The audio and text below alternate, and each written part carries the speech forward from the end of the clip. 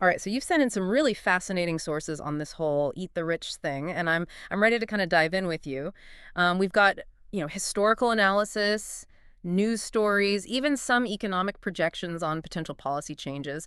It's clear this isn't just a hashtag, it's like a window into some serious tension between wealth and, well, the rest of us. Yeah. What I'm really curious about is this. Is eat the rich just a catchy phrase, or is it pointing to some deeper societal shift? Hmm. What strikes me is how this phrase has echoed through history. Hmm.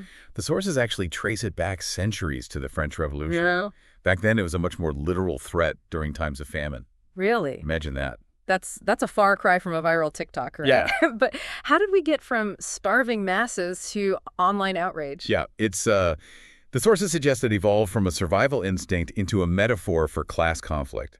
It seems that whenever economic inequality becomes a pressure point, eat the rich resurfaces. And you're right, today's pressure point is often social media. Like that viral video of streamer Nicolul in the Tax the Rich sweatshirt.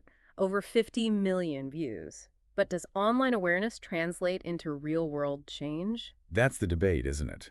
The sources point to examples like the Amazon Union movement, where leader Christian Smalls wore an Eat the Rich jacket while meeting with President Biden, and UAW President Sean Fain using the phrase during strikes. This goes beyond hashtags. It's becoming a rallying cry for labor movements. So real-world frustration is feeding into this online sentiment. But let's not forget the hard data. The sources cite that just 12 U.S. billionaires hold over $2 trillion. To put that in perspective, three individuals in 2019 held more wealth than the bottom half of all Americans combined. Yeah, which speaks to this growing gap between the 1% and the 99%, a concept popularized by the Occupy Wall Street movement. It's this perception that the system is rigged, leading to movements like Occupy and slogans like Eat the Rich. Okay, but some argue that wealth isn't inherently bad, right? It's how it's accumulated and used that matters. Exactly. The sources dive into how the ultra-wealthy can use legal but ethically questionable strategies to minimize their tax burdens. It's called the buy, borrow, die approach. Okay, break that down for me. Buy, borrow, die. Sounds a bit ominous. Essentially, they hold on to assets and borrow against them, avoiding capital gains tax. Then upon death, their heirs inherit those assets with a stepped-up cost basis, further reducing the tax burden.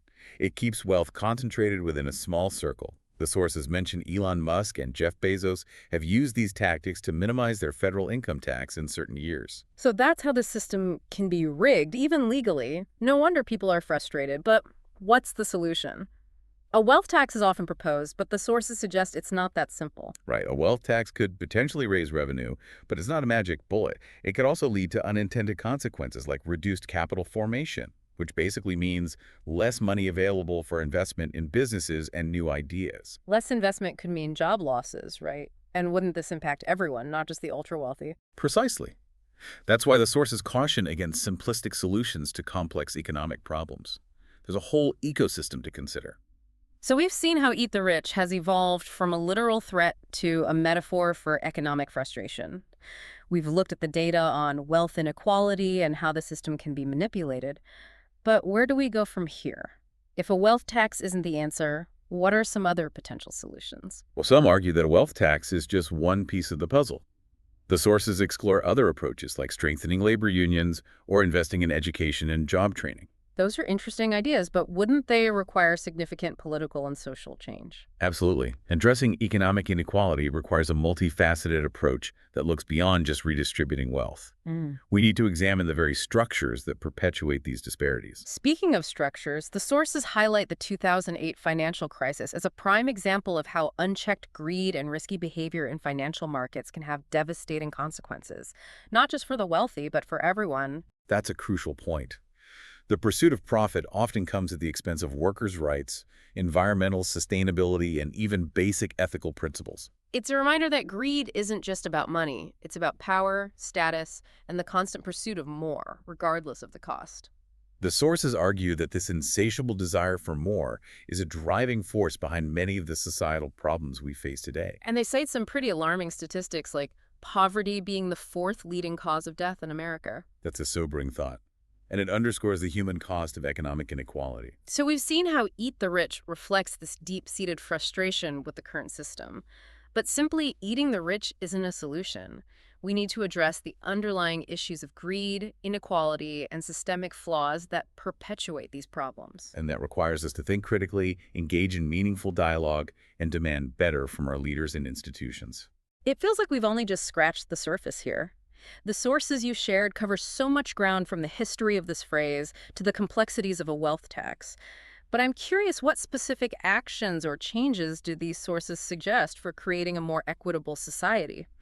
Eat the rich might sum up the frustration, but it's not exactly a policy platform. Hmm. You're right, it's more of a symptom than a solution. And the sources actually delve into various alternative approaches to address the root causes of inequality. Okay, let's explore those. What stands out to you as the most promising or thought-provoking ideas? One area the sources focus on is the role of government. They suggest policies aimed at closing tax loopholes that benefit the wealthy. Remember that buy, borrow, die strategy we discussed? Oh, absolutely. That one stuck with me. Seems like a pretty clear example of how the system can be manipulated even legally. Right, so closing loopholes like that could be one step. The sources also discuss strengthening labor unions as a way to empower workers and give them more bargaining power. That makes sense. Stronger unions could help address the power imbalance we've been talking about. But what about those arguments that unions can stifle innovation or hurt businesses? The sources acknowledge those concerns, but argue that well-regulated unions can actually benefit both workers and businesses by promoting fair wages, safe working conditions, and a more collaborative approach to problem solving. So it's about finding that balance right, protecting workers' rights without hindering economic growth. Exactly. And the sources highlight the importance of investing in education and job training as a way to equip people with the skills they need to succeed in a rapidly changing economy. They argue that education is key to breaking cycles of poverty and creating more opportunities. That seems like a long-term strategy, though, right? It doesn't offer that immediate sense of eat the rich satisfaction. True, it's not a quick fix, Hmm. but the sources emphasize that sustainable solutions require long-term thinking. They suggest that a focus on education can lead to greater social mobility and economic opportunity for everyone. So education is a crucial piece of the puzzle, along with addressing those structural issues like tax loopholes and strengthening workers' rights. Are there any other notable ideas the sources put forward? They also explore the idea of promoting ethical business practices. This goes beyond just following the letter of the law. It's about encouraging companies to consider their impact on society and the environment. So more of a focus on corporate social responsibility. Exactly. The sources argue that consumers are becoming increasingly aware of ethical considerations, and that companies that prioritize these values are more likely to gain public trust and support. But how do you incentivize that kind of behavior? Is it just about appealing to companies' better nature? The sources suggest a combination of approaches. They discuss the potential of government regulations to set ethical standards, but also the power of consumer demand and activism to hold companies accountable. So it's a multi-pronged approach. We need governments setting the framework, businesses acting responsibly, and consumers making informed choices. Precisely. The sources emphasize that creating a more equitable society requires a collective effort. It's not just about relying on government or businesses to fix things. It's about each of us taking responsibility and playing our part. That resonates with me. It shifts the focus from just eating the rich to building a system where wealth is generated and distributed more fairly. But realistically, how do you get everyone on board with such systemic changes? That's the challenge, isn't it? The sources acknowledge that these changes won't happen overnight. They require shifting mindsets, challenging deeply ingrained power structures, and building a broad consensus for a more equitable future. It's like we're talking about a cultural shift, not just economic policy. The sources even touch on the role of social media in shaping these conversations. It's a powerful tool for amplifying voices and bringing attention to these issues. Absolutely. Think about how movements like Occupy Wall Street gained traction through social media. It helped mobilize people and bring attention to the issue of wealth inequality on a global scale. But social media can also be a breeding ground for misinformation and division, right? How do we navigate that? The sources emphasize the importance of media literacy and critical thinking. They suggest that it's crucial to be discerning consumers of information, to question sources, and to be aware of potential biases. So it's about being informed and engaged citizens both online and offline. Exactly. And that brings us back to the heart of this deep dive. It's not just about eating the rich. It's about understanding the complex systems that perpetuate inequality and working towards a more just and equitable society. We've talked about a lot of big ideas here, from closing tax loopholes to investing in education and promoting ethical business practices. But I'm wondering, what concrete steps can individuals take to make a difference? It's easy to feel overwhelmed by the scale of these challenges. That's a great question. And the sources actually offer some practical suggestions. One simple step is to become more informed about these issues. Read books, articles, and research reports to deepen your understanding of the complexities of economic inequality. So knowledge is power, even in this context. Absolutely. The more you understand the issues, the better equipped you'll be to engage in meaningful conversations and advocate for change. Okay, so education is key. What else can people do? The sources suggest supporting organizations and initiatives that are working to address these issues. This could involve donating to charities, volunteering your time, or simply spreading awareness about their work. That makes sense. It's about putting your money and your time where your values are. Right. And they also encourage people to engage in their communities.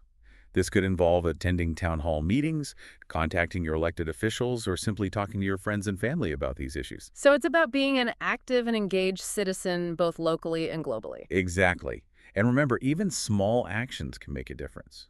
It's about doing what you can where you are with what you have. That's a powerful message. It reminds me that we're not powerless in the face of these challenges. We all have a role to play in creating a better future. Absolutely. And I think that's a key takeaway from this deep dive. It's not about despair or resignation. It's about understanding the issues and empowering ourselves to be agents of change. Well said.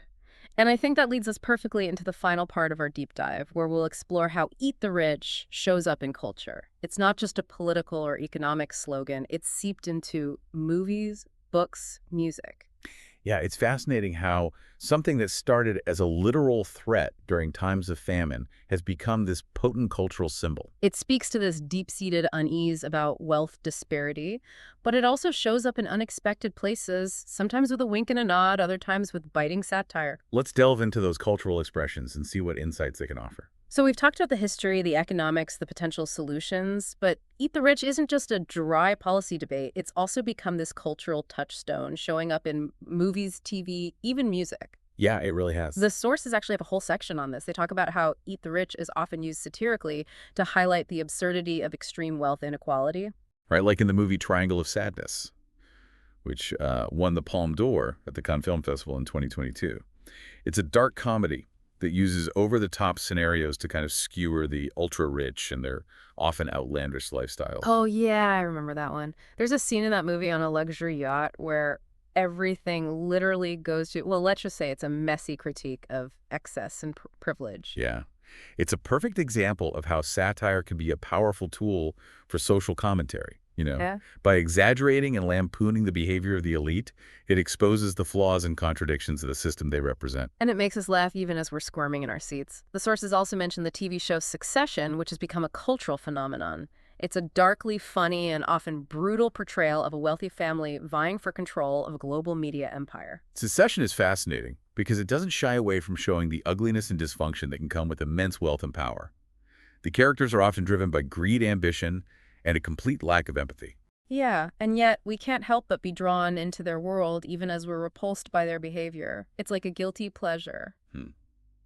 Which speaks to our complex relationship with wealth. We may aspire to it, even envy those who have it, but we also recognize the potential for corruption and excess. Right, and Eat the Rich taps into that ambivalence, that sense of both attraction and repulsion. It's a reminder that wealth doesn't necessarily equal happiness or virtue. In fact, it can often lead to isolation, paranoia, and a distorted view of the world. But these cultural depictions aren't just about pointing fingers or indulging in schadenfreude. They also invite us to reflect on our own values and aspirations. Exactly. They ask us to consider what truly matters in life, what we're willing to sacrifice in the pursuit of wealth and power. And they challenge us to think about how we can create a society where everyone has the opportunity to thrive, not just those at the very top. Which brings us back to the core question. If Eat the Rich isn't the answer, what is? Well, I think this deep dive has shown us that there's no easy answer.